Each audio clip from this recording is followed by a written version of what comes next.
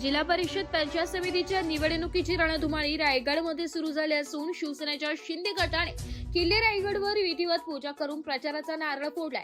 मंत्री भरत गोगावले यांच्या पत्नी सुषमा गोगावले यांच्यासह रायगडचे उमेदवार मंदा आवकीरकर, दासगाव खाडी पट्ट्याच्या उमेदवार प्रेरणा सावंत, खरवलीच्या उमेदवार मनाली कारीजकर, वरंधच्या उमेदवार नूतन मोरे आदी उपस्थित होते।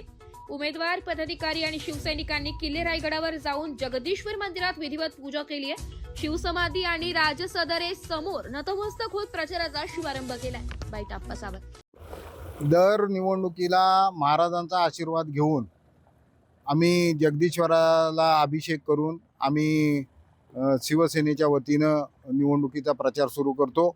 सर्व उमेदवारांना या ठिकाणी आणतो आणि आज मंत्री महोदय या ठिकाणी नव्हते। त्याचं कारण जिल्ह्यामध्ये युतीच्या संदर्भात बोलणी सुरू आहेत, उमेदवारांचे निश्चितीकरण चालू आहे, त्यामुळे आज ते नव्हते। परंतु आमच्या वहिनी यांच्या नेतृत्वाखाली आज आम्ही या ठिकाणी अभिषेक आणि महाराजांना नतमस्तक होऊन आम्ही आमच्या उमेदवारांचा प्रचाराचा, शिवसेनेच्या प्रचाराचा शुभारंभ आज केलेला आहे।